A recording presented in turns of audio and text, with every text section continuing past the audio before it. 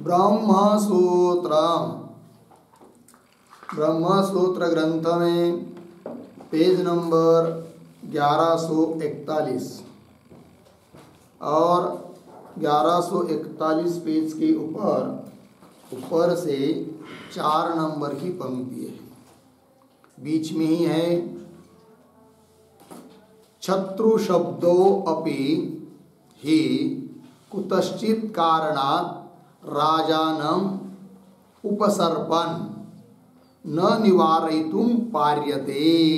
ठीक है, आइए तो बात यह चल रही है कि चतुर्थाध्याय प्रथम पाद और चतुर्थाध्याय के प्रथम पाद का यह 5 नंबर का अधिकरण चल रहा है और इस अधिकरण का नाम है आदित्यादिमति अधिकरणम। ठीक, और इस अधिकरण का विचार विषय बताया था कि छांदोग्य उपनिषद में प्रतिपादित जो उद्गीतादि उपासना है उसी के बारे में विचार हो रहा है। अर्थात य एव असौ तपति तम उद्गीतम उपासीत इत्यादि स्थल पर जो अंगाश्रित उपासनाओं का प्रतिपादन किया गया है उसके बारे में विचार। तो क्या विचार?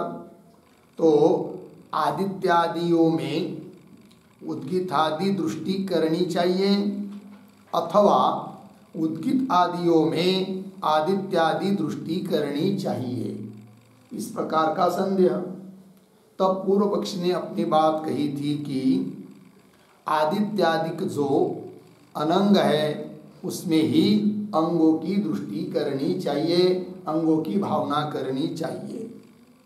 ठीक, फिर उसका खंडन करके सिद्धांतियों ने बात कह दी कि उद्गीतादिक जो अंग है उनमें ही आदित्यादिक अनंगों की दृष्टि अर्थात भावना करनी चाहिए, यही उपासना हो जाती है। ये बात हो गई। फिर पूर्व पक्ष ने कहा था कि हम जो कह रहे हैं अनंगों में अंग की बुद्धि वैसी ही होनी चाहिए, अर्थात आदित्यादिकों में उद्गीतादि बुद्धि, पृथ्वी आदि जो अनंग है उनमें अंगों की रुक आदि अंगों की बुद्धि ऐसी होनी चाहिए।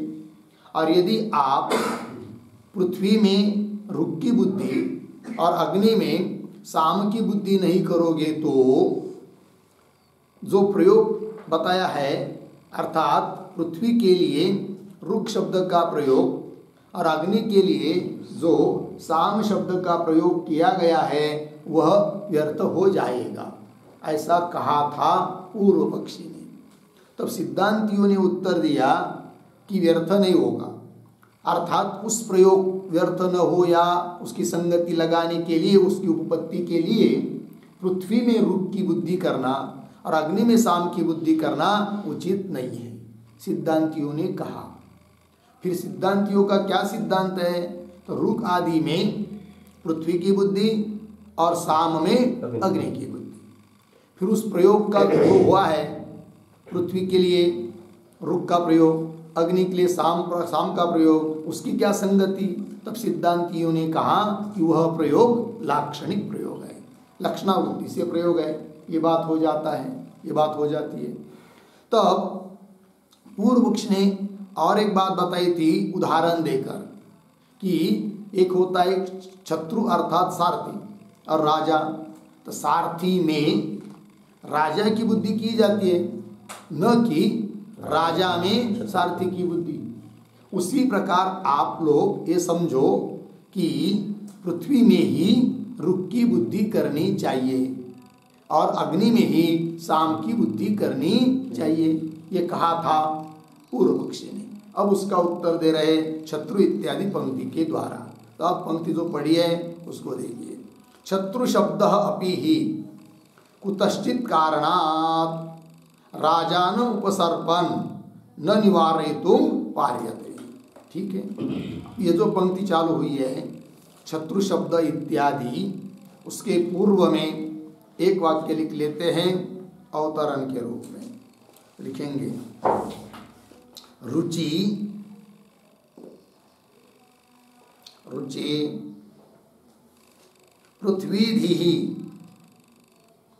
पृथ्वीधिः साम्नी च, साम्नी च अग्निधिः, अग्निधिः, खिड़की बंद करो, इति एतावता संबंधेन, इति एतावता संबंधेन पृथ्वी अग्न्योः,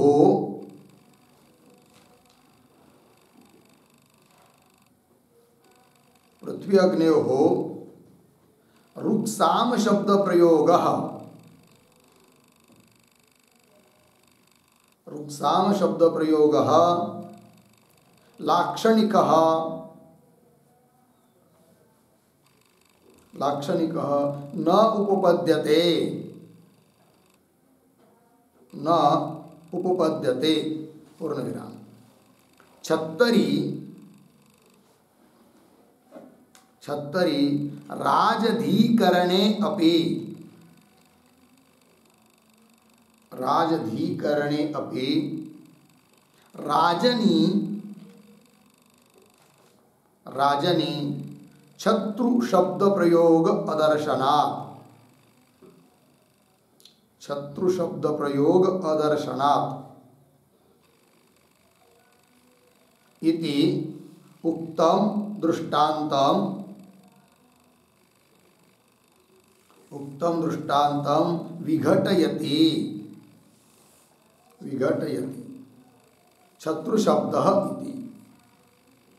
ठीक है, देखो भाई अर्थ।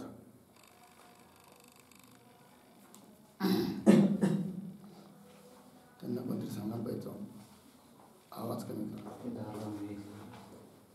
सांगा पण।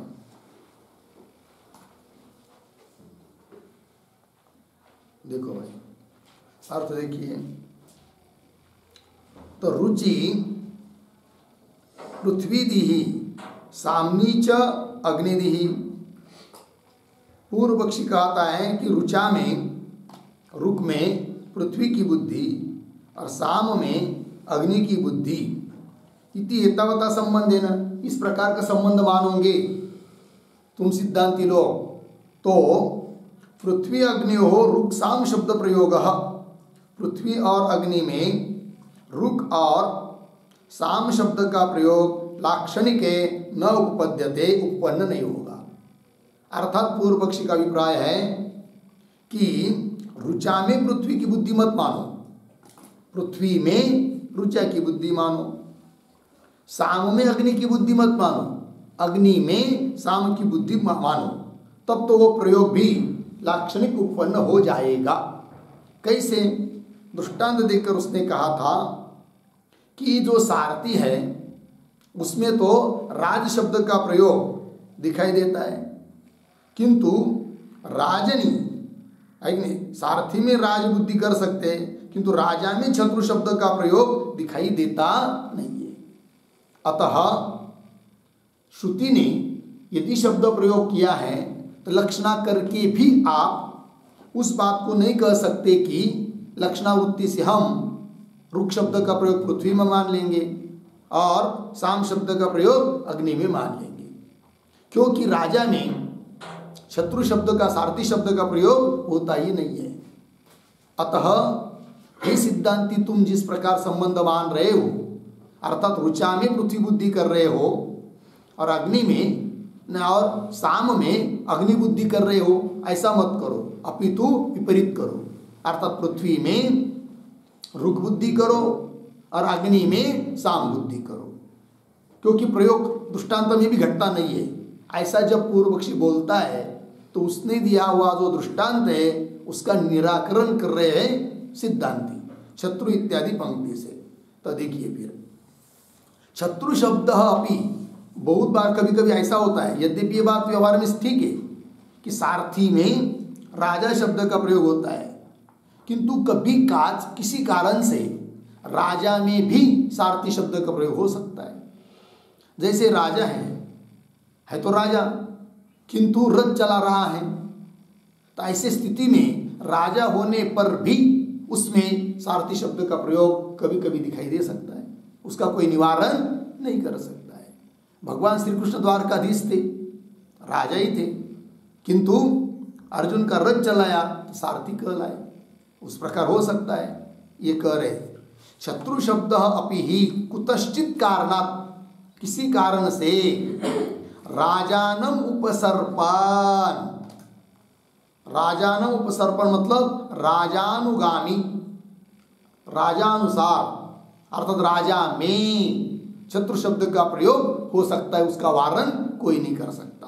पंक्ति देखिए, शत्रु शब्द अपि कुतश्चित कारणात् राजानम उपसर्पण न निवारयितुं पार्यते, उसका निवारण नहीं कर सकते हैं। ठीक है, आइए इसके आधार पर एक टिप्पणी लिखते हैं हम लोग, छोटी सी लिखेंगे।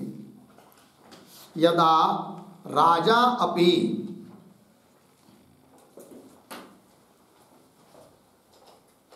यदा राजा अपि क्षत्तुः, क्षत्तुः बराबर सूतस्य, सूतस्य रथनयनादि कर्म आचरति, रथनयनादि कर्म आचरति, तदा तदा तत्र तत्र शत्रु शब्दः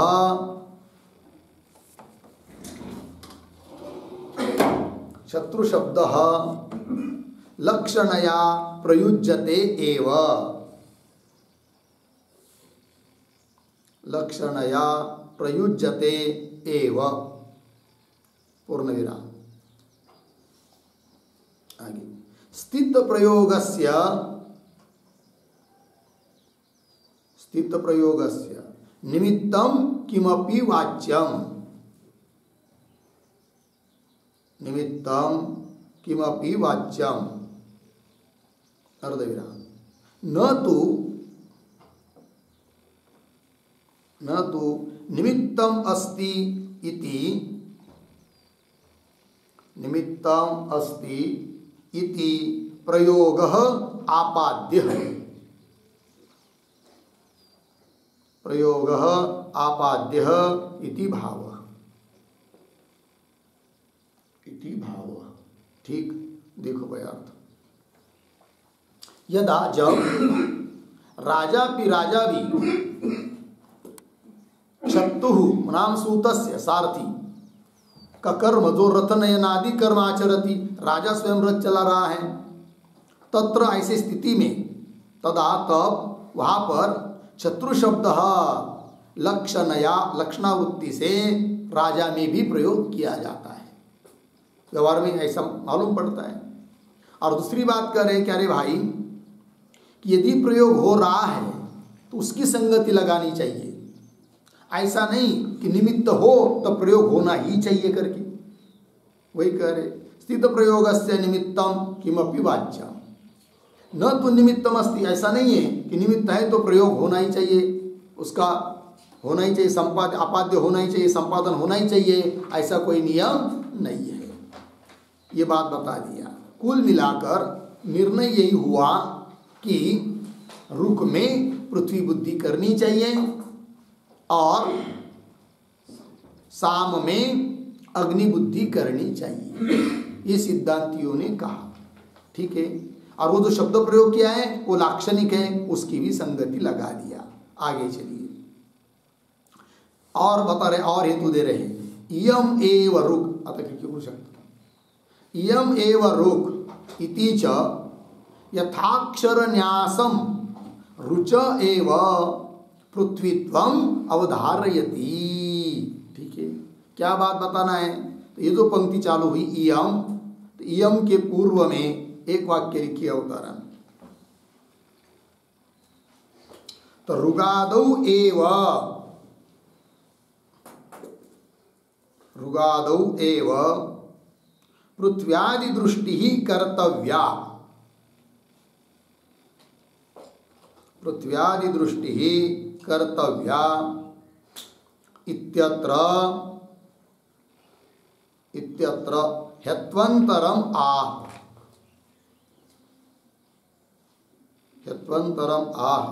इयम इति। ठीक है, देखो भाई अर्थ।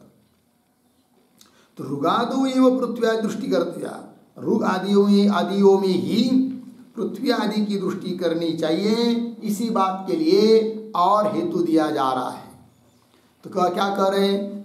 तो श्रुति कहती है इयम एव ऋग, इयम पृथ्वी, ये पृथ्वी ही ऋग है। इति च यथाक्षर न्यासम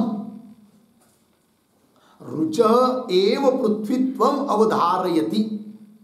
ठीक है, यथाक्षर न्यासम, इसका अर्थ लिखिए इस शब्द का। अक्षर रचनानुसारेण,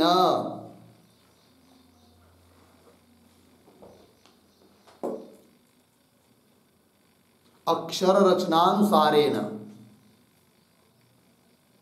ठीक है, तो श्रुति में जो अक्षर की रचना है, ये किसके बाद कौन अक्षर? इयम एव ऋग, इस प्रकार की रचना है। उसके दृष्टि से भी विचार करते हैं तो क्या? रुच एव पृथ्वीत्वम अवधारयति, रुचा में ही पृथ्वीत्व की भावना करनी चाहिए, पृथ्वी की भावना करनी चाहिए। यही अर्थ निकल आता है। बोलेंगे कैसा और स्पष्ट करो? तो व्यतिरिक्त मुख से यही बात आगे के पंक्ति में कह रहे हैं। तो रुच एव पृथ्वीत्वम अवधारयति है कि निश्चय किया जा रहा है। आगे पृथ्व्याः ऋक्त्वे औदार्यमाणे इयम ऋग एव इति अक्षरन्यास स्यात्। ठीक है, तो ये जो पंक्ति है पृथ्व्याः, उसके भी पूर्व में एक छोटा वाक्य, एतत् एव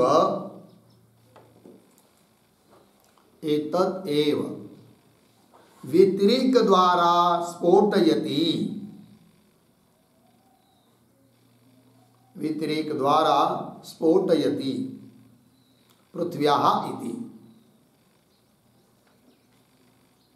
ठीक है, देखो भाई, यही बात जो अभी पीछे की पंक्ति में कही, उसको ही व्यतिरेक द्वारा स्पष्ट कर रहे हैं पृथ्व्या इत्यादि पंक्ति से।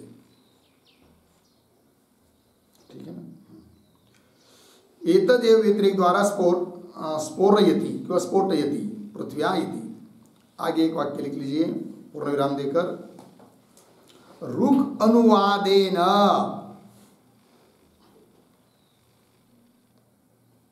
ऋग अनुवादेन पृथ्वीत्वं विधेयम्, पृथ्वीत्वं विधेयम् इति अवधारण सामर्थ्यात्, इति अवधारण सामर्थ्यात् अधिगतम् इत्यर्थः, अधिगतम् इत्यर्थः। देखो भाई अर्थ। तो श्रुति में जो बात कही है इयम एवं ऋग इत्यादि, तो ऋग का अनुवाद करके पृथ्वीत्वं विधेयम्, ऋग में पृथ्वीत्व का विधान, यही निश्चित हो जा रहा है। पंक्ति देखिए भाष्य में, तो पृथ्व्याः ऋक्त्वे, पृथ्वी में यदि रुख की भावना करनी रहती तो, ऐसा है नहीं है। सिद्धांत के अनुसार क्या है? रुख में पृथ्वीत्व की भावना, शब्द की रचना के अनुसार भी निश्चय होता है इसी बात का कि रुख में पृथ्वीत्व की भावना। यदि उसके विपरीत पृथ्वीत्व में रुख की भावना होती तो अक्षर रचना कैसी होनी चाहिए थी, वो बात बता रहे भगवान भाष्यकार। पृथ्व्याः ऋक्त्वे, पृथ्वी की भावना यदि रुख में करनी रहती तो औदार्यमाणे इयम ऋग एव इति अक्षर न्यास स्यात्, अक्षर न्यास, अक्षर योजना, अक्षर रचना ऐसी होनी चाहिए। फिर कैसी? इयम ऋग एव, ऐसा होना चाहिए। लेकिन हुआ क्या है? इयम एव ऋग, यही ये पृथ्वी रुख है, ऐसा हुआ है। और यदि एवकार को आगे ढकल देते तो इयम रुक, ये रुक ही, ऐसा यदि होता, मतलब ये पृथ्वी ही रुक है, ऐसा होता तब बात अलग होती, तब तो पृथ्वी में रुक की भावना करते। किंतु अक्षर रचना वैसी नहीं है। अक्षर रचना ऐसी है कि इयम एव रुक, न कि इयम रुक एव, ऐसा नहीं है ये बात। तो इयम रुक एव इति अक्षर न्यास स्यात्, ऐसा होना चाहिए था फिर, किंतु ऐसा तो हुआ नहीं है। अतः रुक में पृथ्वी की भावना करनी है, ये बात हो गई। और आगे चलिए, य एवं विद्वान साम गायति इति च अंगाश्रयम एव विज्ञानम उपसंवरति, अर्धविराम, न पृथ्व्यादि आश्रयम। ठीक है, अब क्या बात कहनी है? तो ये जो पंक्ति चालू हुई, यह एवं, उसके भी पूर्व में एक छोटा सा वाक्य लिखते हैं, इतश्च, इतश्च अंगेषु अनंगधि, अंगेषु अनंगधि इति आह य एवं इति, इति आह य एवं इति। ठीक है, देखिए भाई, इतश्च, इस कारण से भी, क्या? अंगेषु, अंगों में, अनंगधि, अंग है रुक, अंग है साम, अंग है उद्गित कर्म के अंग, उस अंगों में ही अनंग की बुद्धि होनी चाहिए। इस कारण से भी, कौन कारण? वो दे रहे आगे, य एवं विद्वान, मिल गया जी। य एवं विद्वान मतलब जो इस प्रकार जानकर साम गायति, अर्थात साम का गायन करता है, ये बात। इति च अंगाश्रयम एव, कर्मों का अंग जो साम वगैरह है, उसके आश्रय से ही विज्ञान का अर्थात उपासना का उपसंहार किया गया है, वही कह रहे हैं। यह एवं विद्वान साम गायति इति च अंगाश्रयम एव विज्ञानम, विज्ञानम शब्द का अर्थ लिखिए उपासनम। अंगाश्रय, अंग, कर्म के अंग, साम वगैरह, उसके आश्रय में ही, उसमें ही उपासना का उपसंहार किया है। इससे भी मालूम पड़ता है कि अंग में ही अनंग बुद्धि होनी चाहिए। यदि पूर्व पक्षी के कहने के अनुसार अनंग में अंग बुद्धि होती तो उपसंहार पृथ्वी के आश्रय से होना चाहिए था, जबकि ऐसा नहीं हुआ है। वही लिखा है, न पृथ्व्यादि आश्रयम, पृथ्व्यादि आश्रयम न उपसंवरति, उपासनम न उपसंवरति, किंतु अंगाश्रयम एव विज्ञानम उपसंवरति। अंग जो साम, उसके आश्रय से ही विज्ञान का अर्थात उपासना का उपसंहार किया जा रहा है, न कि पृथ्वी के आश्रय से।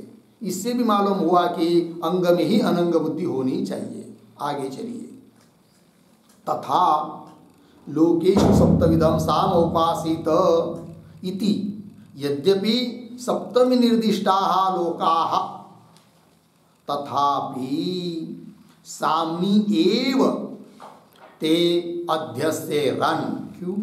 द्वितीया निर्देशेन साम्न उपास्यत्व अवगमात्। ठीक है, देखो भाई, ये जो पंक्ति तथा, उस तथा के भी पूर्व में एक वाक्य लिख लीजिए, अवतरण,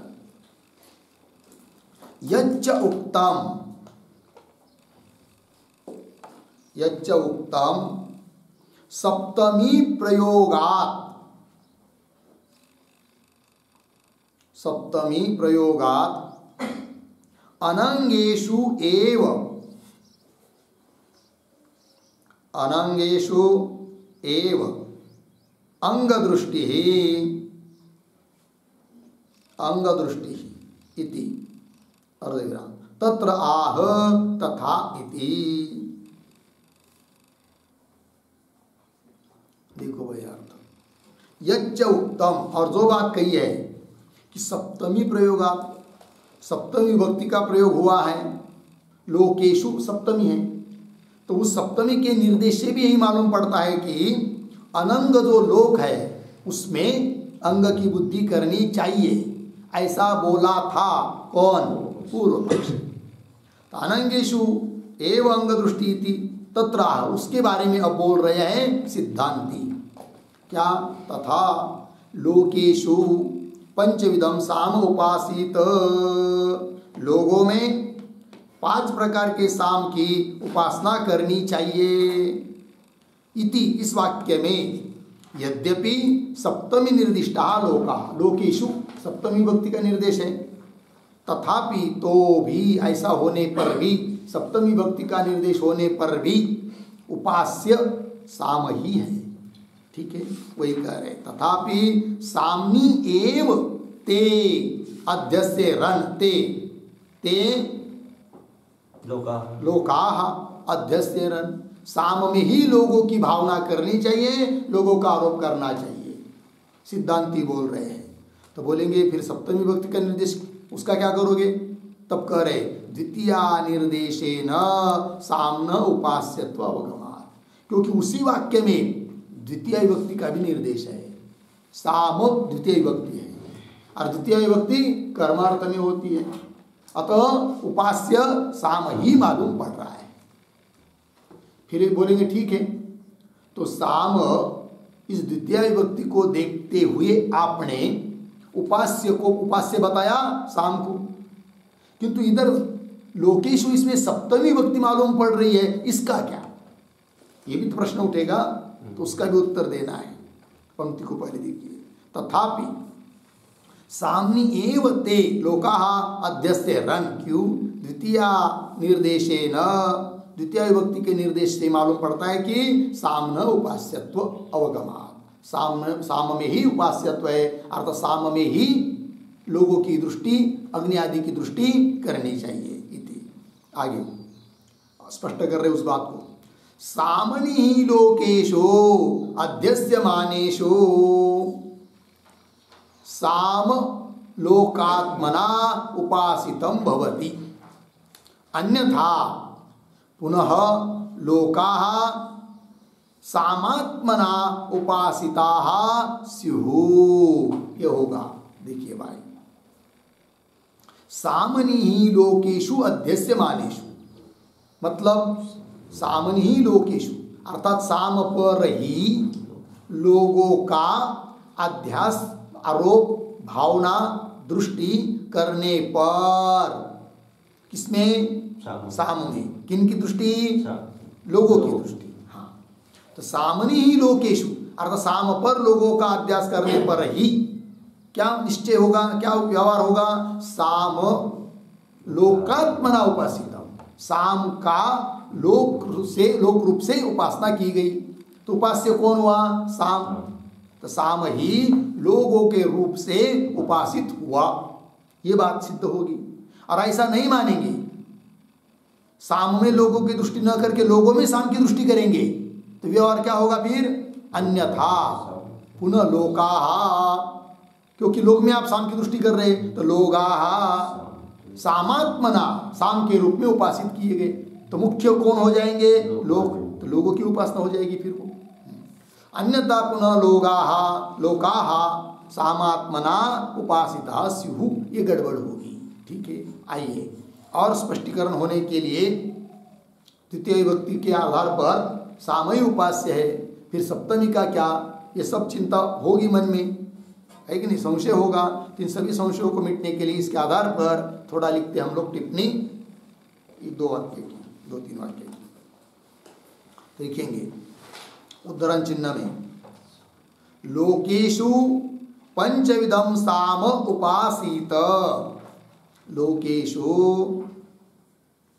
पंचविधम साम उपासीत, उद्धरण चिन्ह बंद। छांदोग्य 2:2-1 आगे, इत्यत्र यदि सप्तमी श्रुति बलात्, सप्तमी श्रुति बलात् अनंगेषु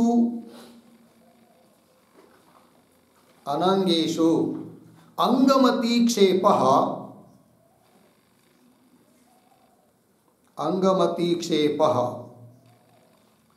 पूर्वपक्षानुसारेण मन्यते। पूर्वपक्षानुसारेण मन्यते अर्थात सामधिः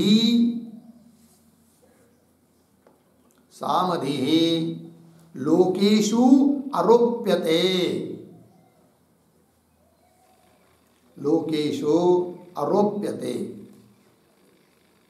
आगे तदा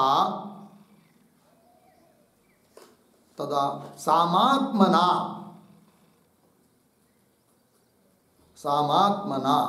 लोकान उपासीत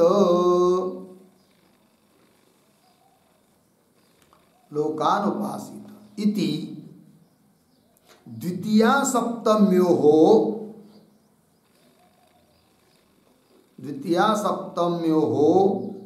भंगः करणीयः भवति।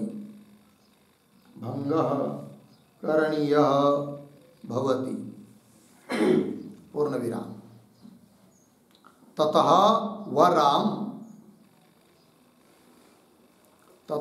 वरम अंगेषु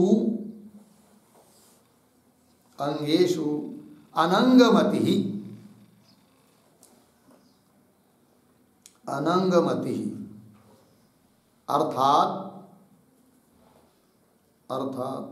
लोकात्मना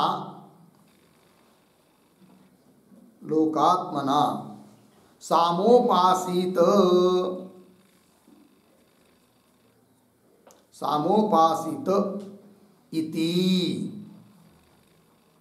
इति कंस में लिखे पृथ्व्यादिलोक बुद्ध्या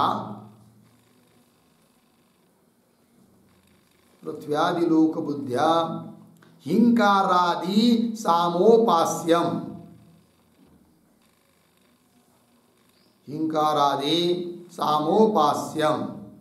इत्यर्थः। कंस बंद। आगे सप्तमी मात्र भंगः भवति।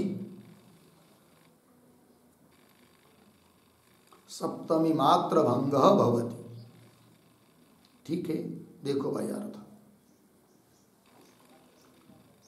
तो लोकेषु पंचविधम साम उपासीत इत्यत्र इस वाक्य में यदि सप्तमी श्रुति बलात् लोकेषु, इस सप्तमी श्रुति के आधार पर क्या अनंग में अंगमति करते हैं, लोगों में सामादि की दृष्टि करते हैं, तो क्या गड़बड़ होगी? तो अनंगेषु अंगमति क्षेप पूर्व पक्ष के अनुसार मानते हैं तो अर्थात सामधि लोकेषु आरोप्यते, साम की बुद्धि साम की भावना लोगों में करते हैं, तब तदा क्या होगा? सामात्मना लोकान उपासित, ये उस वाक्य का अर्थ होगा। क्योंकि आपने क्या किया? लोगों में साम की दृष्टि की, तो लोकेषु सप्तमी है किंतु उसका परिवर्तन मानना पड़ेगा द्वितीया में, और साम यह जो द्वितीय है उसका परिवर्तन मानना पड़ेगा तृतीया में, साम के रूप से सामात्मना। तो दोनों विभक्ति का भंग हो रहा है, सप्तमी का भी और द्वितीया का भी। तथा सामात्मना लोकान उपासित इति, इस प्रकार द्वितीया सप्तम्यो भंग करणीय भवति। अर्थात पूर्व पक्षी के अनुसार बात मानते हैं तो सप्तमी और द्वितीया दोनों विभक्ति का भंग होता है। उसकी अपेक्षा एक ही विभक्ति का भंग मानकर काम चल सकता है, तो क्यों गौरव कर ले कि दो विभक्तियों का भंग मान ले? यही कह रहे सिद्धांती। अब सिद्धांत के अनुसार कैसा एक ही विभक्ति का भंग होगा वो दे रहे आगे। ततः वरम, उसके अपेक्षा यह अच्छा है कि अंगेषु अनंगमति, अंग जो है रुक वगैरह है कि नहीं, उसमें ही क्या अनंग की बुद्धि, पृथ्वी आदि की बुद्धि। तो अंगेषु अनंगमति अर्थात, तो वाक्य का अर्थ क्या होगा? लोकात्मना साम उपासित, जो वाक्य है लोकेशु पंचविधम सामुपासित, उसका अर्थ क्या होगा? लोकात्मना सामुपासित, साम की उपासना की लोक रूप से, साम की लोक रूप से उपासना की, क्यों? मुख्य हो गया साम। तो यहाँ पर क्या हुआ? साम यह जो द्वितीय थी वो वैसी ही रही, उसमें कुछ परिवर्तन करना नहीं पड़ा। केवल लोकेशु इस शब्द में जो सप्तमी है उसका ही भंग करके उसका परिवर्तन तृतीया में मानना पड़ा, एक ही विभक्ति का भंग हुआ। अतः अंगों में ही अनंग बुद्धि करनी चाहिए, न कि अनंग में अंग बुद्धि। वही कह रहे, अर्थात लोकात्मना सामोपासित इति, अर्थात क्या? पृथ्व्यादि लोक बुद्ध्या हिंकारादि सामोपास्य, हिंकारादि साम की उपासना करनी चाहिए। कैसी? पृथ्व्यादि लोक बुद्धिया, अर्थात पृथ्वी आदि लोगों की भावना दृष्टि करनी है हिंकारादि सामों में, अंगों में अनंग की बुद्धि। इति सामोपाइति सप्तमी मात्र भंग, केवल सप्तमी का भंग होता है। अतः सिद्धांति की बात ही उचित है, पूर्व पक्षी का निराकरण हुआ, ये इसका अर्थ निकला। आइए आगे। अन्यथा पुनः लोकाः सामात्मना उपासिता स्युः, हो गया। आगे, एतेन एतद् गायत्रम प्राणेषु प्रोतम इत्यादि व्याख्यातम। ये भी जो पूर्व पक्ष ने बात उठाई थी, एतद् गायत्रम प्राणेषु प्रोतम, यहाँ पर भी प्राणेषु इसमें सप्तमी है, अतः प्राण में ही गायत्र नाम के साम की भावना करो, अनंग में अंग बुद्धि करो, ऐसा बोला था कौन? पूर्व पक्षी।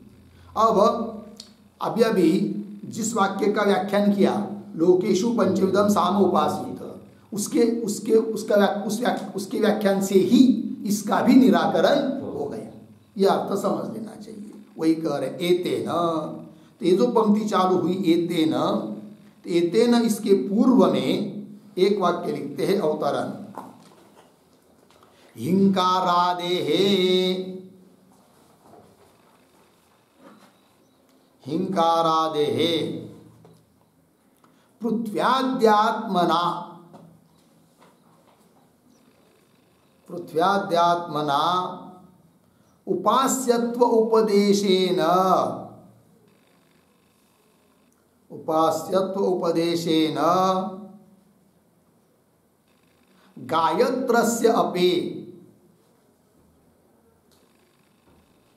गायत्रस्य अपि प्राणात्मना उपास्यत्वम, प्राणात्मना उपास्यत्वम उक्तम इति अतिदिशति, इति अतिदिशति, एतेन इति। ठीक है, देखो भाई अर्थ, तो हिंकारादेहे पृथ्व्याद्यात्मना उपास्यत्वोपदेशेन, हिंकारादि साम है, तो साम आदि का पृथ्व्यादि के रूप में उपास्यत्व का उपदेश करने से, अर्थात सामादियों में, रुकादियों में, हिंकारादियों में पृथ्व्यादि की दृष्टि ये करने से उपदेशेन क्या हुआ? गायत्रस्य प्राणात्मना उपास्यत्वम उक्तम, ये भी सिद्ध हो गया। क्या? गायत्र नाम का साम वो मुख्य उपास्य हुआ और उस पर दृष्टि करनी है, किसकी? प्राण की। तो वाक्य क्या होगा? गायत्र नाम के साम की प्राण के रूप में उपासना की गई, यह अर्थ होगा। तो गायत्रस्य अपि प्राणात्मना उपास्यत्वम उक्तम इति, इस प्रकार का अतिदेश कर रहे हैं। एतेन एतद् गायत्रम प्राणेषु प्रोतम इत्यादि व्याख्यातम, हो गया। इस वाक्य के आधार पर भी एक छोटी सी एक वाक्य की टिप्पणी, एक विभक्ति भंग लाघवेन, एक विभक्ति भंग लाघवेन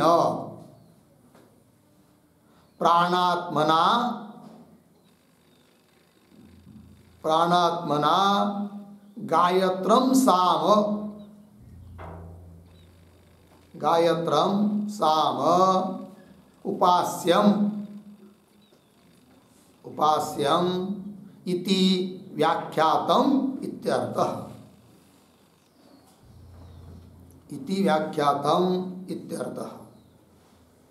ठीक है, आइए भाई अर्थ देखिए। तो एतेन इत्यादि पंक्ति आई थी। एतेन मतलब इस प्रकार से, अर्थात एक विभक्ति भंग लाघवेन। पूर्व पक्षी के अनुसार बात मानते तो दो दो विभक्ति का भंग मानना पड़ता है, और सिद्धांत के अनुसार एक विभक्ति का भंग मानना पड़ता है, अतः लाघव है। इस लाघव से प्राणात्मना गायत्रम सामोपास्यम, गायत्र साम की उपासना करनी चाहिए प्राण के रूप में, अर्थात गायत्र आदि साम में प्राणों की दृष्टि भावना, यह अर्थ होता है। तो प्राणात्मना गायत्रम सामोपास्यम इति व्याख्यातम, इसका भी व्याख्यान हो गया, ये बात हो गई। आगे चलिए। यत्रापि तुल्यो द्वितीया निर्देशः, उदाहरण अथ खलु अमुम आदित्यम सप्तविधम साम उपासीत इति तत्रापि, ठीक है ना। तो तत्रापि समस्तस्य खलु साम्नः उपासनं साधु इति तु पंचविधस्य अथ सप्तविधस्य इति च साम्नः एव उपास्यत्व उपक्रमात् तस्मिन् एव आदित्यादि अध्यास। ठीक है, देखिए भाई, तो थोड़ा सा शुरू के दो चार शब्दों का अन्वय। यत्र अपि, दो तीन शब्द छोड़कर, अथ खलु अमुम आदित्यम सप्तविधम साम उपासित इति, फिर पीछे आइए। द्वितीया निर्देशः, पीछे तुल्यः, फिर आगे तत्रापि, आगे सरल है। और ये जो पंक्ति चालू हुई यत्रापि, उसके पूर्व में एक वाक्य अवतरण, यत्र यत्र द्वितीया सप्तम्यौ, द्वितीया सप्तम्यौ तत्र अस्तु, तत्र अस्तु श्रुति द्वय भंग गौरव परिहारार्थम, श्रुति द्वय भंग गौरव परिहारार्थम, परिहारार्थम अंगेषु अनंगधिः, अंगेषु अनंगधिः पूर्ण विराम। यत्र तो अंग अनंगयोः, अंग अनंगयोः उभयत्र द्वितीया निर्देशः,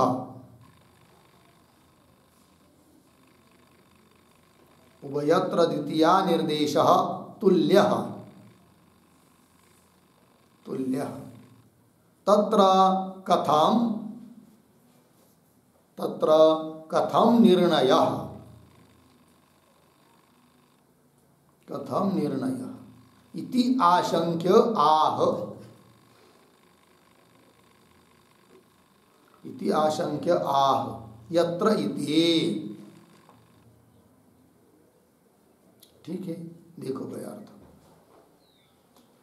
यत्र द्वितीया सप्तम्यौ, पूर्व पक्षी कहेगा कि ठीक है भाई सिद्धांति, कि जहां पर द्वितीय और सप्तमी दोनों विभक्तियों का निर्देश है, तत्र अस्तु, वह ठीक है, क्योंकि श्रुति द्वय भंग करना, दो श्रुतियों का भंग करना गौरव होगा। तो उस गौरव का परिहार करने के लिए क्या करेंगे, अंग में ही अनंग बुद्धि कर लेंगे, क्योंकि एक ही विभक्ति का भंग मानना पड़ेगा। मान लेते आपकी बात, पूर्व पक्षी बोल रहा है सिद्धांतियों को। किंतु यत्र तु, किंतु जहां पर जिस वाक्य में अंग अनंगयो हो, उभयत्र द्वितीय निर्देश, अंग का और अनंग का दोनों का भी द्वितीय विभक्ति से ही निर्देश है, अलग अलग विभक्ति नहीं है। तो द्वितीय निर्देश तुल्य, तत्र कथम निर्णय, वहां पर निर्णय कैसा किया जाए, इति आशंका, ऐसी कोई शंका करता है, उत्तर दे रहे यत्र इत्यादि पंक्ति से। देखिए यत्रापि, जहां पर भी, उदाहरण कि द्वितीय विभक्ति का समान रूप से निर्देश है अंग अनंग में। उदाहरण दिया अथ खलु, अमुम, आदित्यम द्वितीय विभक्ति। हाँ, तो सप्तविधम साम, साम द्वितीय विभक्ति। तो आदित्य जो कि अनंग है और साम अंग है, तो यहाँ पर दोनों भी शब्दों में द्वितीय विभक्ति समान है। अब यहाँ पर किसमें किसकी भावना दृष्टि करना पड़ेगी, फिर कैसा निर्णय होगा ये बात बताओ। वही कह रहे हैं, क्योंकि जहाँ पर जिस वाक्य में द्वितीय विभक्ति है और अन्य विभक्ति है, वहाँ पर द्वितीय विभक्ति के अनुसार अन्य विभक्ति का भंग मान लेंगे सप्तमी आदि का। किंतु जहाँ पर दोनों में भी द्वितीय विभक्ति है, वहाँ पर किसका भंग करके किसमें दृष्टि करेंगे, ये प्रश्न। तो सामोपासित इति द्वितीय निर्देश तुल्य, समान रूप से द्वितीय विभक्ति का निर्देश है। तब उत्तर दे रहे तत्रापि, वहाँ पर भी क्या करेंगे, अंग में ही अनंग बुद्धि करेंगे। तो भले दोनों में द्वितीय विभक्ति हो, अंगवाचक शब्द में अनंगवाचक शब्द में, किंतु अंग में ही क्या करेंगे, अनंग की बुद्धि करेंगे, क्योंकि उपसंहार भी उसी प्रकार का किया है। वही कह रहे तत्रापि समस्तस्य खलु साम्न उपासनम साधु, सभी सामों का उपासना करना अच्छा है। उपसंहार में साम की उपासना बताई गई। और इति तु पंचविधस्य, और 5 प्रकार के साम की उपासना करनी चाहिए, ये बात। अथ सप्तविधस्य, और आगे जाकर कहा जाता है कि क्या 7 प्रकार के साम की उपासना करनी चाहिए। इति च साम्न एव उपास्यत्व उपक्रमात्, उपक्रम भी साम की उपासना करनी चाहिए ऐसा है, और उपसंहार भी साम की उपासना में ही है। अतः बीच में ऐसा संदिग्ध वाक्य का कहीं आता है तो वहां पर भी साम को ही उपास्य मानना चाहिए। इति च साम्न एव उपास्यत्व उपक्रमात्, आरंभ किया होने से, तस्मिन् एव, उस साम में ही आदित्यादि अध्यास, आदित्यादियों का अनंगों का अध्यास अर्थात आरोप दृष्टि भावना करनी चाहिए। हो गया इतना, आगे चलिए। एतस्मात् एव च साम्न उपास्यत्व अवगमात् पृथ्वी हिंकार इत्यादि निर्देश विपर्यये अपि हिंकारादिषु एव पृथ्व्यादि दृष्टि ही। ठीक है, अब कौन बात का निराकरण करना है, पूर्व पक्षी की बात का। इस बात को समझने के लिए ये जो पंक्ति चालू हुई एतस्मात्, उसके पूर्व में एक वाक्य लिखी छोटा सा अवतरण के रूप में, यत्तो पूर्वाधिकरण न्यायेन, पूर्वाधिकरण न्यायेन प्रथम श्रुते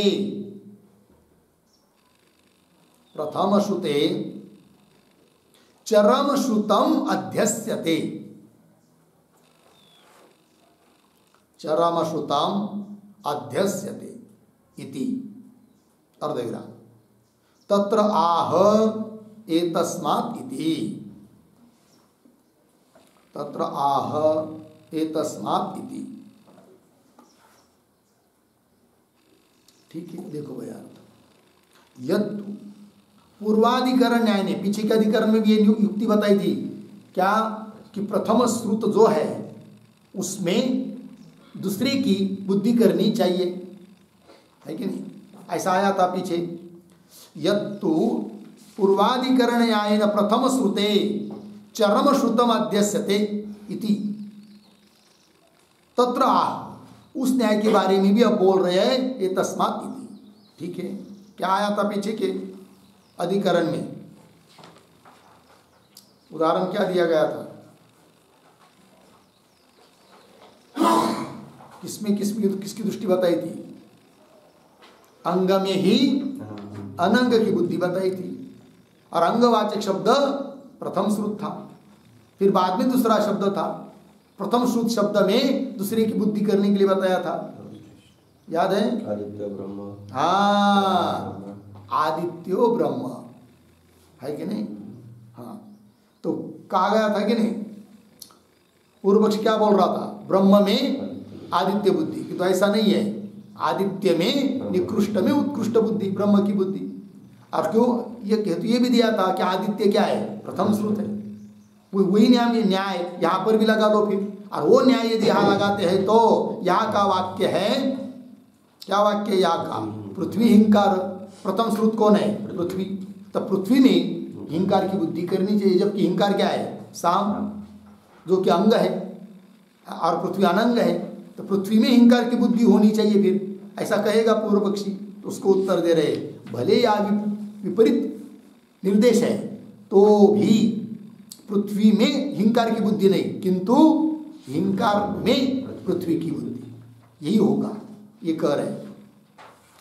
पंक्ति देखिए, एतस्मात्, ये है ना, एतस्मात् एव, मतलब इतने सारे ऊपर जो कारण बताए, इन सभी कारणों का विचार करते हैं तो एतस्मात् एव क्या, साम्नः उपास्यत्व अवगमात्, उपक्रम उपसंहार आदि आदि करके सभी दृष्टि से विचार करने पर साम ही उपास्य है ऐसा निश्चय होने पर, भले पृथ्वी हिंकार यहाँ पर विपरीत निर्देश हो तो भी पृथ्वी में हिंकार बुद्धि नहीं, किंतु हिंकार में ही पृथ्वी की बुद्धि होगी। तो वही कह रहे हैं, पृथ्वी हिंकार इत्यादि निर्देश विपर्यये अपि, निर्देश का विपर्यय मतलब उल्टा निर्देश दिखाई दे रहा है तो भी विपर्यये अपि हिंकारादिषु एव पृथ्वी आदि दृष्टि, हिंकारादि जो साम है उनमें ही पृथ्वी आदि की दृष्टि होगी, ये सिद्धांति ने कहा। इसके आधार पर एक टिप्पणी लिखते, थोड़ी छोटी सी लिखते हैं, यद्यपि हिंकारोद्देशेन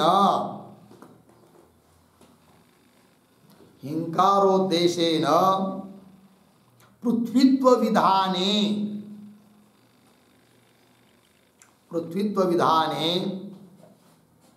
उद्धरण चिन्ह में हिंकारः पृथ्वी उद्धरण चिन्ह बन इति एवं उद्देश्यस्य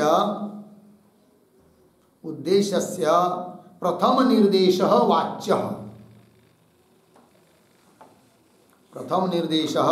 वाच्यः अर्धविराम तथापि तस्य वैपरीत्ये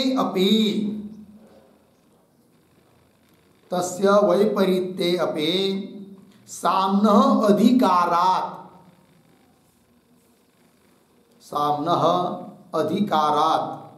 कौंस में लिखिए प्रकरणात् कौंस बंद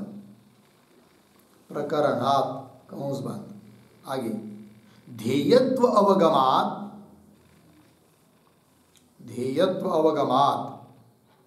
अंगेषु हिंकारादिषु एव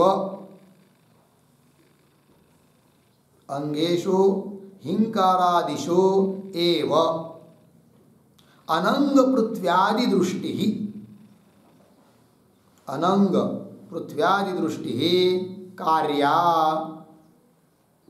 कार्या इति सिद्धांतः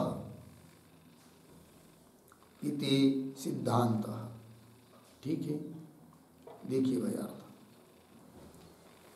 यद्यपि हिंकारोद्देशेन, हिंकार के उद्देश्य से पृथ्वीत्व का विधान है सिद्धांति के अनुसार, तब प्रयोग होना चाहिए था हिंकार पृथ्वी इति एवं उद्देश्यस्य प्रथम निर्देश वाच्य, उद्देश्य जो हिंकार है उसका प्रथम निर्देश होना चाहिए था, किंतु नहीं हुआ है। हिंकार पृथ्वी ऐसा वाक्य नहीं है, पृथ्वी हिंकार ऐसा वाक्य है। तब करें तथापि तस्य वैपरीत्य, उसका विपरीत उल्टा होने पर भी साम्न अधिकार प्रकरण साम का चल रहा है ना, इसलिए साम ही ध्येय है। ध्येयत्व साम्न ध्येयत्व अवगमात्, साम ही ध्येय है, उपास्य है, ये निश्चय होता है। इसलिए अंगेषु हिंकारादिषु, अंग जो हिंकारादि साम है उनमें ही अनंग पृथ्वी आदि की दृष्टि करनी चाहिए, ये बात हो गई सिद्धांतियों की। चलिए आगे, एतस्मादेव च साम्न उपास्यत्व अवगमात्, पृथ्वी हिंकार इत्यादि निर्देश विपर्यय अपि हिंकारादिशेव पृथ्व्यादि दृष्टि हो गया। आइए, तस्मात् अनंगाश्रया आदि अनंगाश्रयाः आदित्यादि मतयः अंगेषु उद्गीतादिषु क्षिप्पेरन् इति सिद्धम। थोड़ा शब्दों का अन्वय। तस्मात् उद्गीतादिषु पीछे, अंगेषु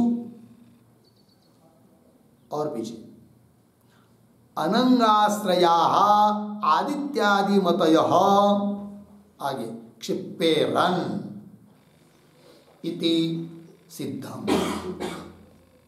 ठीक है, आइए भाई। और ये जो पंक्ति है तस्मात्, तस्मात् के पहले भी एक वाक्य, प्रथम श्रुतानुसारेण, प्रथम श्रुतानुसारेण चरम श्रुतम नेतव्यम, चरम श्रुतम नेतव्यम इति अयम अपि न्यायः, इति अयम अपि न्यायः दुर्बलत्वात्, दुर्बलत्वात् द्वितीया श्रुत्या, द्वितीया श्रुत्या बाध्यते, बाध्यते इति अभिप्रेत्य, इति अभिप्रेत्य उपसंवरति, उपसंवरति तस्मात् इति, तस्मात् इति। ठीक है, देखो भाई अर्थ। तो न्याय क्या है? प्रथम श्रुतानुसार है ना, जो प्रथम श्रुत है उसके अनुसार चरम श्रुतम नेतव्यम, जो अंतिम श्रुत है उसका, उसको उधर ले जाना चाहिए, उस पर होना। प्रथम श्रुत के अनुसार उसमें, प्रथम श्रुत में ही चरम श्रुत की भावना करनी चाहिए, ऐसा होना चाहिए, न्याय है नेतव्यम। इति अयम अपि न्याय, किंतु यह न्याय भी दुर्बल है विभक्ति की अपेक्षा। तो वही कह रहे हैं दुर्बलत्वात् द्वितीया श्रुत्या, अतः द्वितीय श्रुति के अनुसार द्वितीय श्रुत्या बाध्यते, द्वितीय श्रुति से वो दुर्बल न्याय बाधित हो जाता है। इसी अभिप्राय से अब उपसंहार कर रहे हैं तस्मात् इत्यादि पंक्ति से। तो तस्मात् उद्गीतादिषु अंगेषु, अंग स्वरूप जो उद्गीतादिक है उसमें ही अनांगश्रया आदित्यादि मतयः, जो अंगाश्रित नहीं है ऐसी जो आदित्यादियों की बुद्धि, पृथ्वी आदियों की बुद्धि भावना वो अंग में ही करनी चाहिए। आदित्यादि मतयः क्षिप्पेरन्, उसका आरोप करना चाहिए, तात्पर्य अंगों में ही अनंग की बुद्धि करनी चाहिए। इति सिद्धम, यह बात सिद्ध हो गई, हो गया। चलिए, इसके साथ साथ 6 नंबर के सूत्र का भाष्य पूरा हुआ और 5 नंबर का अधिकरण समाप्त हुआ। फिर आगे 6 नंबर का अधिकरण है जिसका नाम है आसीनाधिकरणम।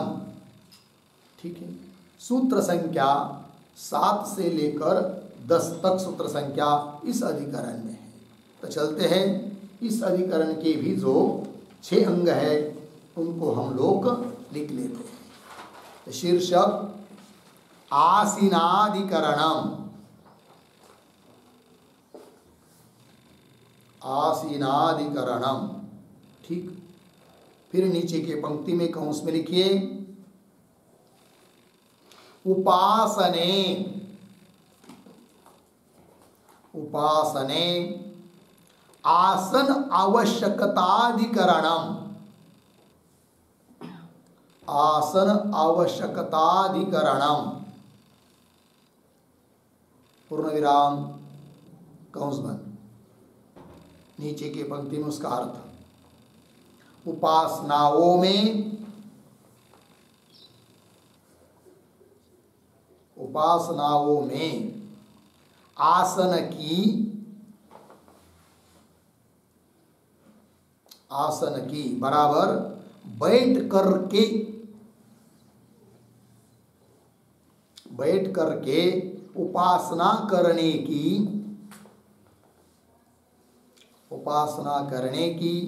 आवश्यकता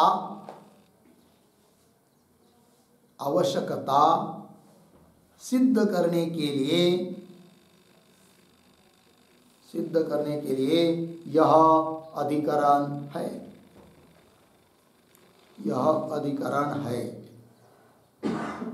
हो गया। आइए अब नीचे की पंक्ति में नंबर 1 संगति ही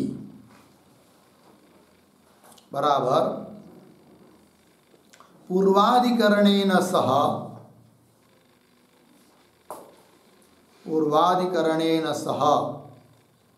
अस्य अधिकरणस्य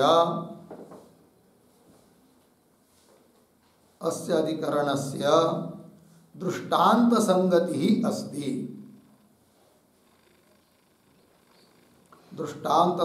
ही अस्ति। पूर्ण विराम।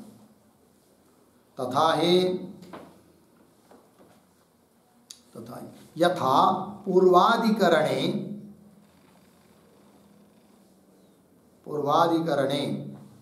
आसन नियम अनपेक्षाणाम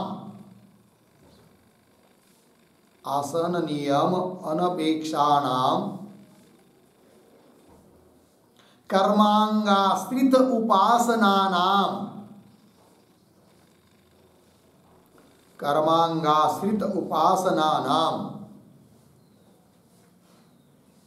अनुष्ठान प्रकारः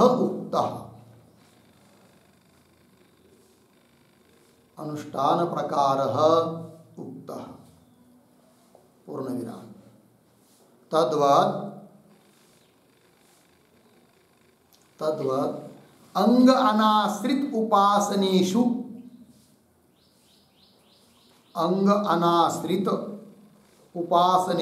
अपि अनियमः स्यात्।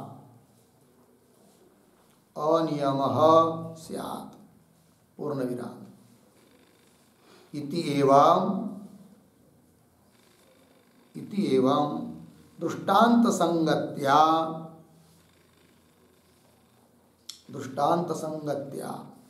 इदम अधिकरणम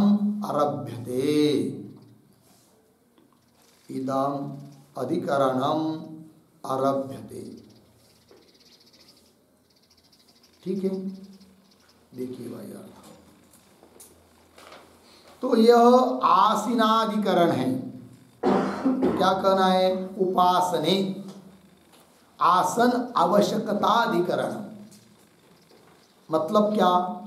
तो उपासनाओं में जब भी उपासना करनी है तो क्या आसन की आवश्यकता है। आसन का मतलब होता है बैठकर ही वो उपासना करनी चाहिए, इस बात की सिद्धि करनी है। ठीक है ना? अर्थात चलते फिरते घूमते उपासना नहीं करनी चाहिए। क्यों? उसका कारण भी बताएंगे। आइए आगे। फिर नंबर 1 बता रहे संगति। तो पीछे के अधिकरण के साथ इस अधिकरण की दृष्टांत संगति है। वो कैसे? कह रहे तथा ही करके। तो यथा जिस प्रकार पीछे के अधिकरण में आसन नियम अनपेक्षा नाम, आसनों के नियम की अपेक्षा न करने वाली ऐसी जो कर्मांगाश्रित उपासना है कि नहीं, उसके अनुष्ठान का प्रकार बताया पीछे के अधिकरण में। कर्मांगाश्रित, कर्म के अंग सामाधिक रुकादि है कि नहीं, उसके आश्रय से होने वाली, उसके निमित्त से होने वाली जो उपासना, उन उपासनाओं के अनुष्ठान का प्रकार कह दिया पीछे। तद्वत उस प्रकार अब अंग अनाश्रित उपासनेषु, ऐसी उपासना की जो अंग के आश्रय से नहीं है, उन उपासनाओं में भी अनियम स्यात्, कोई आसनादिकों का नियम नहीं होना चाहिए। अनियम स्यात्, ऐसा पूर्व पक्षी अपनी बात बोलेगा तो पूर्व पक्षी से अधिकरण का आरंभ होता है। अतः दृष्टांत संगति से यह अधिकरण का आरंभ किया जा रहा है। वही कह रहे दृष्टांत संगत्या इदम अधिकरणम आरभ्यते। आगे चलिए, नंबर 2 विषय बराबर उपासन अनुष्ठान समये, उपासनानुष्ठान समये, अनुष्ठान समये आसन नियम विचारः, आसन नियम विचारः अस्य अधिकरणस्य, अस्य अधिकरणस्य विचार विषयः अस्ति, विचार विषयः अस्ति।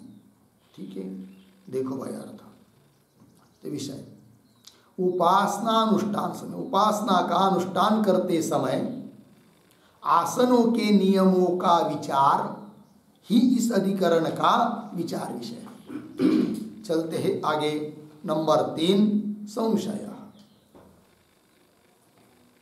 बराबर किम, किम अंग अनवबद्ध उपासनानि, अंगानवबद्ध उपासनानि, अंग अनवबद्ध, अनवबद्ध उपासनानि हुआ, अंग अनवबद्ध संधि करके आप लिख सकते हैं अंगानवबद्ध, फिर आगे उपासनानि संधि करके लिखें तो बद्धो उपासनानि। आगे अनियमेन, अनियमेन बराबर आसीनः अर्धविराम, तिष्ठान अर्धविराम, शयानः वा, शयानः वा कुर्यात्, कुर्यात् उत, उत नियमेन, नियमेन आसीनः एव, आसीनः एव इति भवति संशयः, इति भवति संशयः। ठीक, देखो भैया किम क्या अंग अनवबद्ध उपासना ही, अर्थात अंग के संबंधी जो उपासना नहीं है, अंग अनाश्रित उपासना इत्यर्थ। ऐसी जो उपासना है वे अनियमेन, नियम के बिना करनी चाहिए। कौन सा नियम? अनियमेन मतलब आसीन बैठे हुए अथवा तिष्ठन खड़े खड़े या सोते सोते करनी चाहिए वो उपासना। उत अथवा कोई नियम है बैठ कर ही करनी चाहिए, दोनों में से कौन है? अतुत नियमेन आसीन एव, बैठ कर ही करनी चाहिए। इति भवति संशय, दो विकल्प हुए, संशय हुआ। फिर आगे चलती नंबर 4 पूर्व पक्ष बराबर आसीनेन एव, आसीनेन एव, आसीनेन एव उपासितव्यम, उपासितव्यम कौंस में लिखे बैठकर ही उपासना करनी चाहिए, बैठकर ही उपासना करनी चाहिए। कौंस बन आगे इति नास्ति नियमः, इति नास्ति नियमः पूर्ण विराम। आगे उपासनस्य, उपासनस्य मानसत्वात्, मानसत्वात् अर्धविराम मानस व्यापारं प्रति,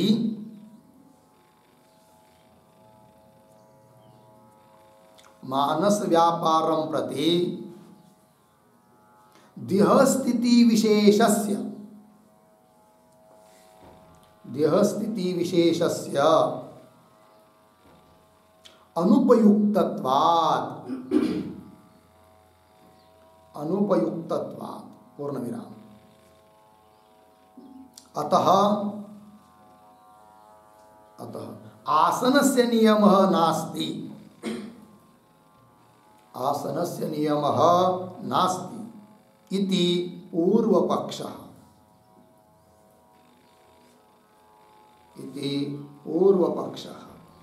हो गया, देखो भाई अर्थ।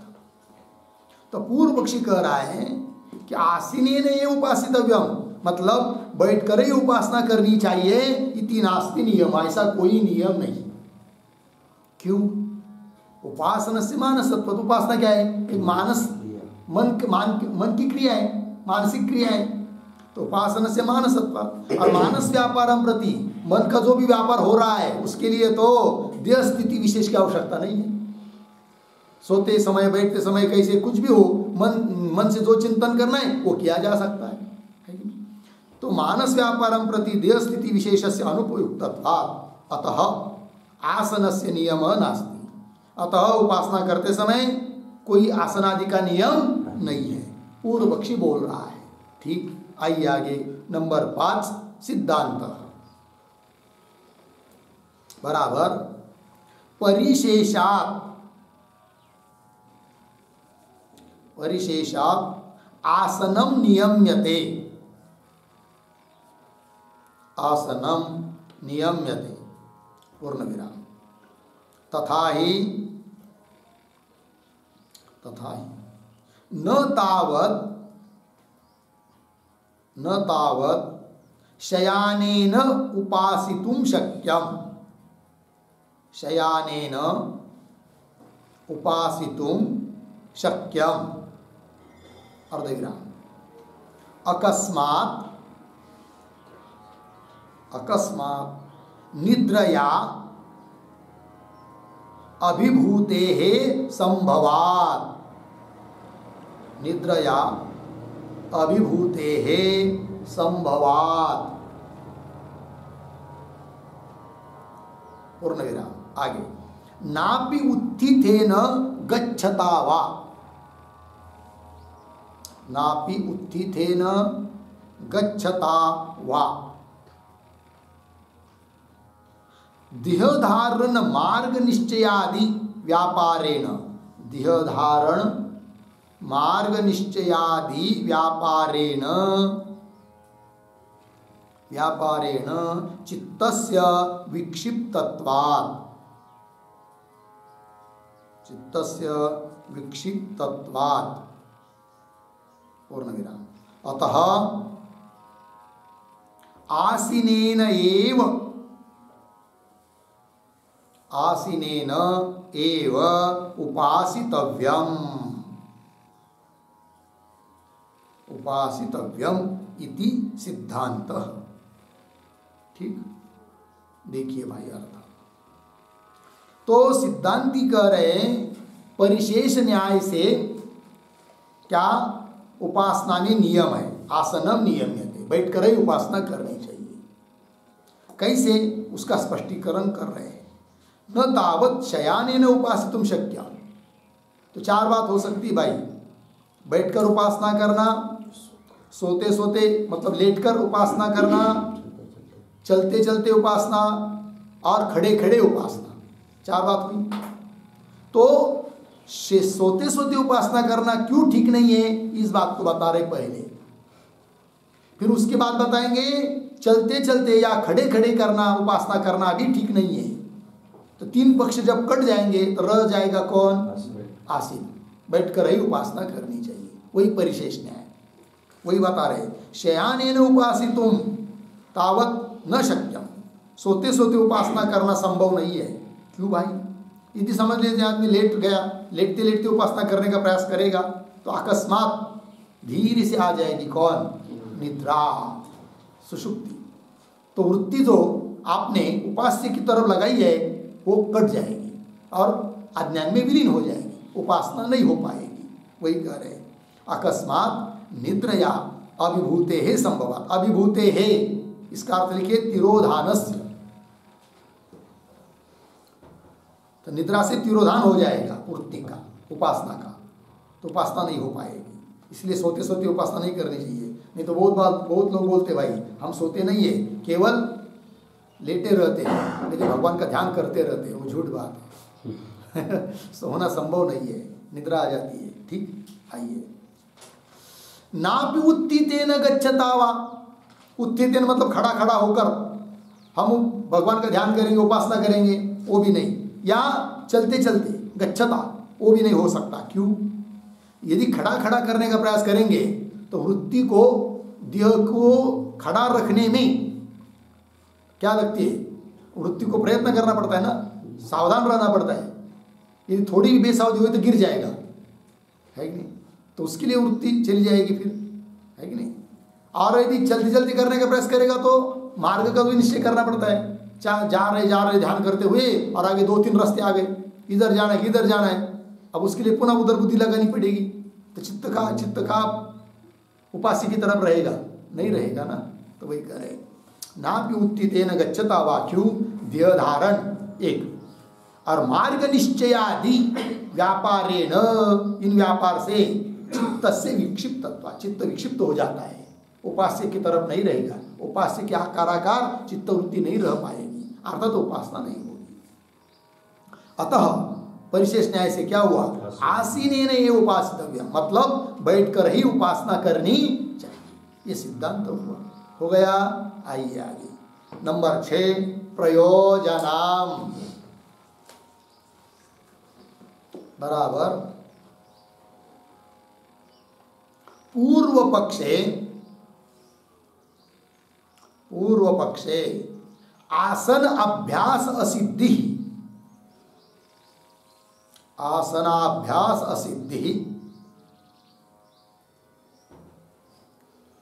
असिद्धि,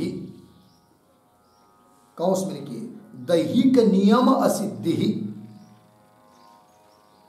दैहिक नियम असिद्धि, कौंस बंद। आगे फलम भवति, पूर्ण विराम, सिद्धांते तत्सिद्धि, सिद्धांते तत्सिद्धि इति फलम भवति, पूर्ण विराम। आगे लिखते थोड़ा सा, मनोदेहयोः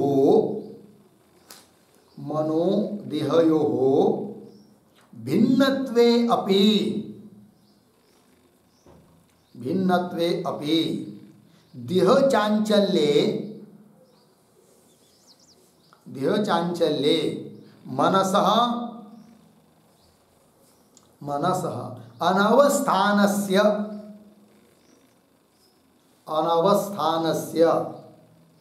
कौंस में लिखिए अव्यवस्थितस्य कौंस बंद, अनुभव सिद्धत्वात्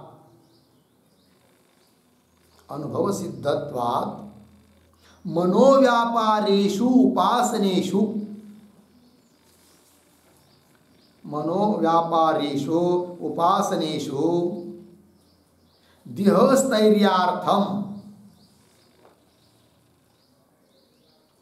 देहस्थैर्यार्थम आसन नियमापेक्षा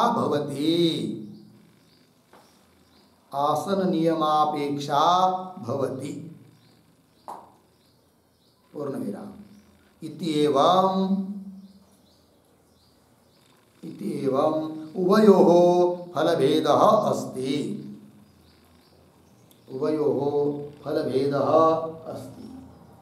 देखिए भैया। तो पूर्व पक्ष में क्या फल? आसन अभ्यास की असिद्धि, अर्थात कोई देह संबंधी नियम नहीं, बैठने का उठने का, ये फल हो जाएगा। और सिद्धांत में आसन अभ्यास की सिद्धि, ये फल होगा। अब थोड़ा विचार करते हैं कि मन और देह यद्यपि भिन्न भिन्न वस्तु है तो भी अनुभव है क्या? देह चांचल्ये मनस अनवस्थानस्य अनुभव सिद्धत्वात्। देह यदि चंचल हो जाता है तो मन भी उसके साथ साथ व्यवस्थित नहीं रहता है, अनुभव सिद्ध है। अतः उस मन को स्थिर रखने के लिए देह की स्थिति भी स्थिर होनी चाहिए। अतः आसन की अपेक्षा है, बैठकर उपासना करने की अपेक्षा है, ये बात। तो देह चांचल्य मनस अनवस्थानस्य अव्यवस्थितस्य अनुभव सिद्धत्व। इसलिए मनोव्यापारेषु उपासनेषु, मन का व्यापार जो उपासना, उनमें भी देह स्थैर्यार्थम, देह की स्थिरता के लिए आसन नियम की अपेक्षा है। हो गया। इस प्रकार पूर्व पक्षी और सिद्धांती दोनों में फल भेद भी बता दिया। ठीक है, आइए अब हर एक अधिकरण के लिए, अधिकरण का सार बताने के लिए जो 2 श्लोक होते हैं, उन श्लोकों का उच्चारण और अर्थ देख लेते हैं। श्लोक: नास्त्यासनस्य नियमः, नास्त्यासनस्य नियमः, उपास्ता उत विद्यते, उपास्ता उत विद्यते, न देहस्थिति सापेक्षं, न देहस्थिति सापेक्षं, मनोतो नियमो नहि, मनोतो नियमो नहि। नास्त्यासनस्य नियमः, उपास्ता उत विद्यते, न देहस्थिति सापेक्षं, मनोतो नियमो नहि। हाँ, पदच्छेद देखिए। नास्ति न अस्ति, नास्ति आसनस्य नियमः, उपास्तौ उत विद्यते, न देहस्थिति सापेक्षं मनः, अतः नियमः नहीं। अब अन्वय तो पूर्वार्ध में बीच में उपास्तौ, पीछे आसनस्य नियमः, पीछे नास्ति, आगे उत विद्यते, फिर आगे मनः, पीछे देह स्थिति सापेक्षम, पीछे न, आगे अतः नियमः नहीं, नियमः नहीं। अर्थ देखिए भाई, उपास्तौ, उपासना में, उपासना करने में, आसनस्य, आसनस्य मतलब बैठ कर ही उपासना करनी चाहिए, इस बात का नियम नहीं है। उत विद्यते, या नियम है। तब पूर्व पक्षी बोल रहा है नियम की जरूरत नहीं। क्यों? मनः देह स्थिति सापेक्षम न, मन देह स्थिति की अपेक्षा नहीं करता है। देह किसी भी अवस्था में पड़ा हो तो मन अपना काम कर सकता है, और उपासना मन का व्यापार ही तो है। तो मनः देह स्थिति सापेक्षम न, अतः नियम नहीं, इसलिए कोई नियम नहीं। चाहे जैसा स्थिति में हो वैसी उसी स्थिति में उपासना कर सकते हैं, पूर्व पक्षी बोल रहा है। अब उसका खंडन करने के लिए दूसरा श्लोक आ रहा है सिद्धांतियों का। शयनोत्थान गमनैर, शयनोत्थान गमनैर, विक्षेपस्या निवारणात्, विक्षेपस्या निवारणात्, धी समाधान हेतुत्वात्, धी समाधान हेतुत्वात्, परिशिष्यत आसनम्, परिशिष्यत आसनम्। शयनोत्थान गमनैर, विक्षेपस्या निवारणात्, धी समाधान हेतुत्वात्, परिशिष्यत आसनम्। हाँ, अब पदच्छेद। शयनोत्थान गमनैः विक्षेपस्य अनिवारणात्, धी समाधान हेतुत्वात्, परिशिष्यते आसनम्। अन्वय सरल है, नहीं अंतिम में 2 शब्द रहेंगे। परिशिष्यते आसन में न, आसनम परिशिष्यते, इतना ही करना, बाकी सरल है। अर्थ देखिए भाई, तो शयन, उत्थान, गमनैहि 3 बात बताई। शयन मतलब सोते सोते, उत्थान मतलब खड़े खड़े, गमन मतलब चलते चलते। यदि ऐसा करते हुए उपासना करने का प्रयास करेंगे तो क्या दिक्कत? तो विक्षेपस्य अनिवारण, विक्षेप का निवारण कोई नहीं कर सकता, विक्षेप होगा, अर्थात उपासना अच्छी तरह से नहीं हो पाएगी। इसलिए अब क्या करो फिर? धी समाधान हेतुत्वात्, धी मन, चित्त, चित्त को स्थिर रखने के लिए आसन की जरूरत है। धी समाधान का हेतु है आसन। इसे और स्थिर चित्त से उपासना होती है। अतः आसन में रहेंगे, बैठकर उपासना का प्रयास, शरीर को बैठकर रखेंगे तो चित्त स्थिर होगा, और स्थिर चित्त से उपासना होगी। अतः उपासना अच्छी तरह से होने के लिए देह की स्थिति बैठकर ही होनी चाहिए, ये कह रहे सिद्धांती। तो धी समाधान हेतुत्वात् आसनम परिशिष्यते, इसलिए आसन ही बैठ कर ही उपासना होनी चाहिए, ये परिशेष में रह जाता है। हो गया। चलिए भाई, ये 2 श्लोकों का भी अर्थ हुआ। फिर आगे भाष्य और सूत्रों का विचार हम लोग कल करेंगे।